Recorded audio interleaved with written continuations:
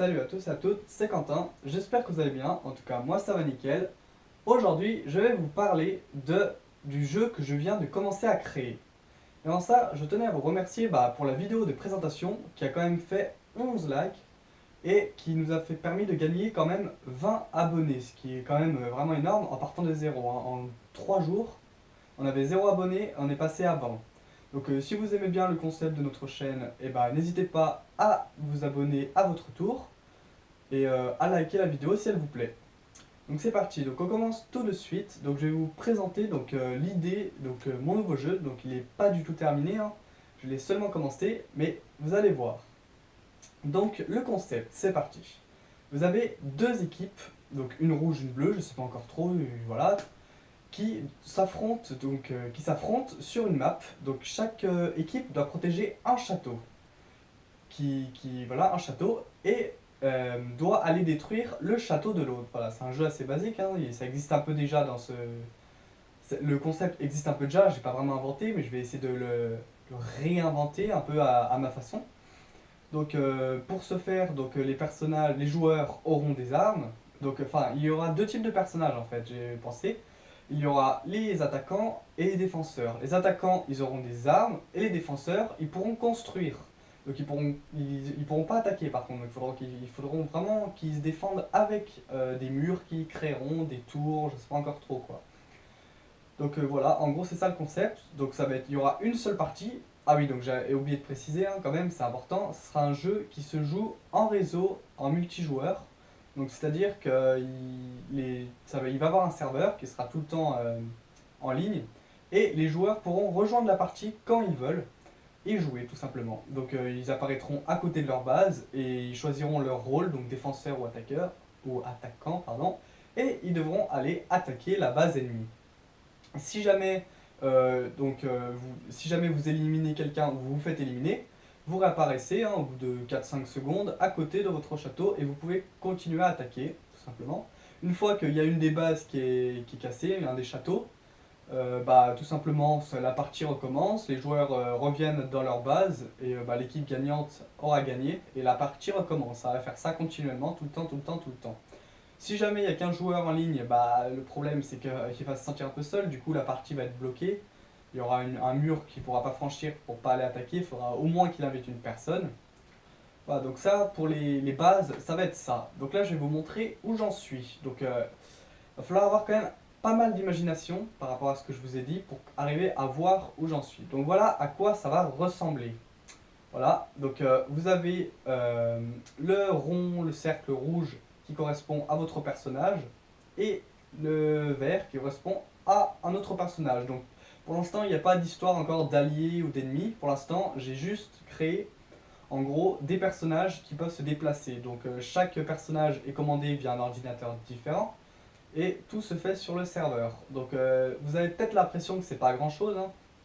Et en même temps, moi aussi, pour l'instant, c'est pas grand chose par rapport à la version finale. Mais déjà, c'est déjà un bon début. Ça veut dire que quand même, il y a une communication entre tout. C'est quand même déjà pas mal. Voilà. Donc, si vous avez des idées de ce que je pourrais donc améliorer par rapport au concept que j'ai dit, ça sera donc vous mettez dans l'espace commentaire. Moi, je regarde et je peux sélectionner s'il y a des idées qui me plaisent aussi, tout ça et tout. Voilà, voilà. Donc, si vous voulez savoir comment ça marche, ce que j'ai déjà fait. Donc, en fait, comment ça fonctionne vite fait, un peu théoriquement. Vous avez des ordinateurs donc, qui vont être des clients. Donc là, on en a 4 par exemple. Et il y a le serveur qui est en haut, c'est le chef d'orchestre en fait. Et les clients, donc les joueurs en fait, ils vont demander à se connecter au serveur. Donc ils vont se demander est-ce que s'il te plaît je peux jouer, en gros c'est ça. Le serveur il accepte tout le monde parce qu'il est vraiment gentil, il accepte les gens et il va leur envoyer un numéro que j'appelle ID. Donc c'est un nombre en fait. Donc le premier qui va demander à se connecter, il va avoir le numéro 1, le deuxième le numéro 2, etc. hein. Et en gros, à chaque fois que par exemple un joueur il va appuyer sur une touche, qu'est-ce qui va se passer? Il va avoir une information qui va partir du client jusqu'au serveur et qui va dire moi je m'appelle le numéro 2 et je veux monter. J'appuie sur la touche O. Le serveur il dit numéro 2, tac, il voit le numéro 2, il prend en gros la sauvegarde du numéro 2, enfin les variables, clairement ça s'appelle comme ça. et il va le monter tout simplement. Et ensuite, pour que tout le monde voit qu'il est monté, il va actualiser, donc il va envoyer à tout le monde les nouvelles coordonnées de chaque joueur. En gros, c'est ça, vraiment pour faire simple, et même c'est déjà, enfin, en fait, c'est vraiment que ça, c'est pas très compliqué en soi, après, il faut tout programmer. Et voilà, donc si vous voulez savoir, donc le serveur, je l'ai programmé en Python. Alors pourquoi Python? Parce que en fait la librairie c'est une sorte d'extension qui permet d'avoir des fonctionnalités supplémentaires, donc qui permet de communiquer en réseau, donc pour créer un jeu en réseau, en ligne, et bah était plus simple à utiliser que sur les autres langages tout simplement. J'aurais pu le faire en C++, mais la bibliothèque, la librairie, enfin, j'ai pas compris clairement, hein, donc je me suis dit en Python c'est plus simple et surtout que je pouvais faire exactement la même chose. Et pour le client, je l'ai fait en processing. Processing, c'est un langage que j'aime beaucoup parce qu'il permet de créer des affichages, créer en gros un affichage, voilà, tout simplement, très facilement. On peut créer on peut créer des formes, des couleurs, mettre des couleurs en quelques lignes de code, contrairement par exemple aussi si je voulais utiliser le C++. C'est vraiment pour créer une fenêtre, faut déjà plein de lignes, il faut tout initialiser et tout, c'est beaucoup trop long alors que processing c'est beaucoup plus simple. En fait, processing c'est aussi, c'est pas, en fait c'est un dérivé de Java. En fait c'est Java avec des fonctions supplémentaires, donc c'est comme si c'était une librairie là aussi.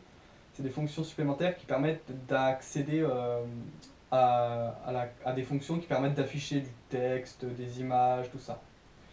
Donc du coup, bah voilà, hein, là je vous ai montré là où j'en suis. Donc ce que je vais devoir améliorer, c'est que déjà je vais remplacer évidemment les ronds et tout, les petits ronds, par des images, ça sera quand même plus cool. Je vais ajouter les armes, je vais ajouter le fait qu'on puisse tirer, je vais ajouter le fait qu'il y ait plusieurs équipes, tout ça. Donc si vous voulez voir l'avancée du projet, hein, parce qu'il il va falloir du temps, donc à chaque semaine je vais faire une vidéo pour vous dire là où j'ai avancé, vous pourrez me donner des suggestions de ce que j'ai mal fait, ce que je pourrais revoir et tout. Et comme ça, on peut ensemble essayer de créer un jeu qui au final pourrait être pas mal et à la fin, on le testera tous ensemble. Voilà, donc si vous aimez bien le concept et tout, n'hésitez pas à vous abonner pour pas louper les prochaines vidéos sur le jeu. Et si la vidéo vous a plu, n'hésitez pas aussi à mettre un petit pouce bleu, ça fait vraiment plaisir et ça aide vraiment beaucoup, beaucoup, beaucoup. Voilà. Donc là, c'est tout pour cette vidéo, hein. Donc je vous dis à bientôt et à bientôt pour une prochaine vidéo tout simplement. Merci.